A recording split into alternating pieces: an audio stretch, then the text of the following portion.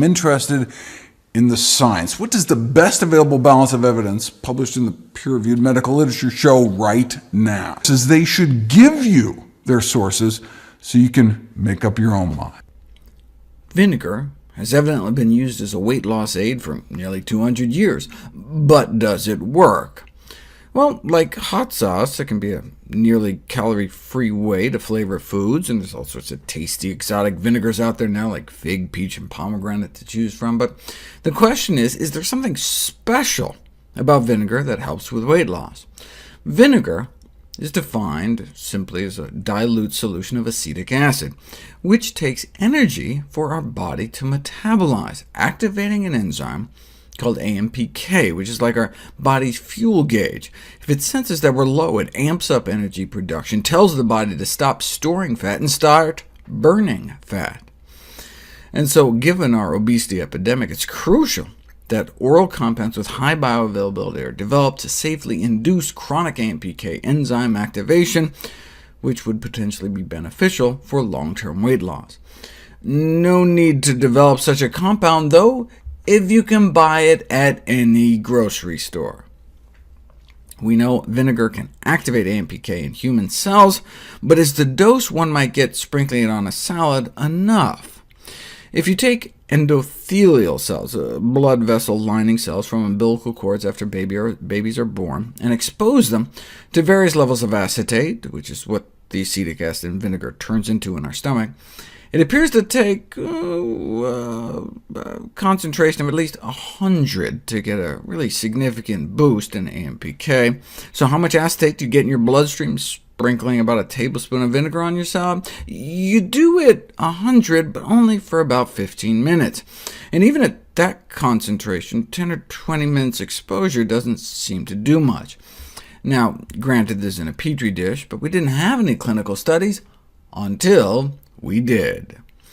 A double-blind trial investigating the effects of vinegar intake on reduction of body fat in overweight men and women. Now, they call them obese, but they were actually slimmer than your average American. In Japan, they call anything over a BMI of 25 obese, whereas the average American adult is about 28.6.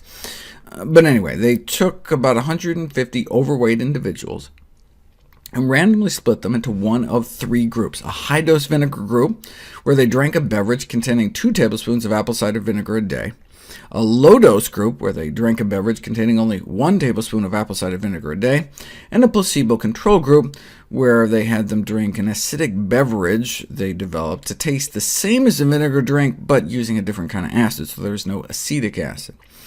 No other changes in their diet or exercise. In fact, they monitored their diets and gave them all pedometers to make sure that the only significant difference between the three groups was the amount of vinegar they were getting every day. This is where they started out. And within just 1 month, statistically significant drops in weight in both vinegar groups compared to placebo, with higher dose doing better than the low dose, which just got better and better month after month. In fact, by month 3, the do-nothing placebo group actually gained weight, as overweight people tend to do, whereas the vinegar group significantly dropped their weight. Now, was the weight loss actually significant, or just kind of statistically significant? Well, that's for you to decide. This is in kilograms, so compared to placebo, the 2 tablespoons of vinegar a day group dropped 5 pounds by the end of 12 weeks.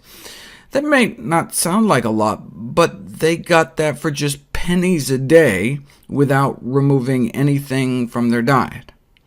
And they got slimmer, up to nearly an inch off their waist, suggesting they were losing abdominal fat, but the researchers went the extra mile and put it to the test.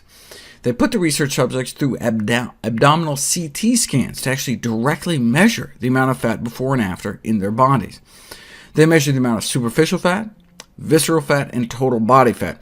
Superficial fat is the fat under your skin that makes for flabby arms and contributes to cellulite, but visceral fat is the killer. That's the fat, shown here in white, building up around your internal organs that bulges out the belly. And that's the kind of fat the placebo group was putting on when they were gaining weight. Not good. But both the low-dose and high-dose vinegar groups were able to remove about a square inch of visceral fat off that CT scan slice.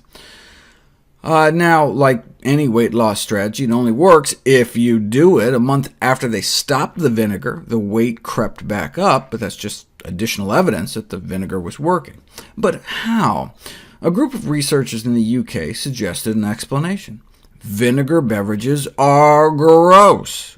They made a so-called palatable beverage by mixing a fruity syrup and vinegar and water, and then went out of their way to make a really nasty, unpalatable vinegar beverage, both with white wine vinegar, which were so unpleasant the study subjects actually felt nauseous after drinking them, so ate less of the meal they gave it with. So there you go. Vinegar helps with both appetite control and food intake, though these effects were largely due to the fruity vinegar concoctions invoking feelings of nausea. So is that what was going on here? Were the vinegar groups just eating less? No. The vinegar groups were eating about the same compared to placebo. Same diet, more weight loss, thanks perhaps to the acetic acid's impact on AMPK.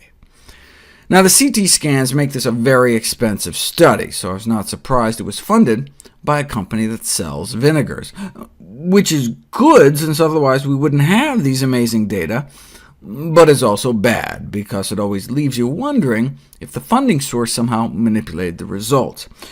But the nice thing about companies funding studies about healthy foods, whether it's some kiwi fruit company or the National Watermelon Promotion Board, watermelon.org, check it out, is that, what's the worst that can happen? Here, for example, if the findings turned out to be bogus, worst comes to worst, your salad would just be tastier.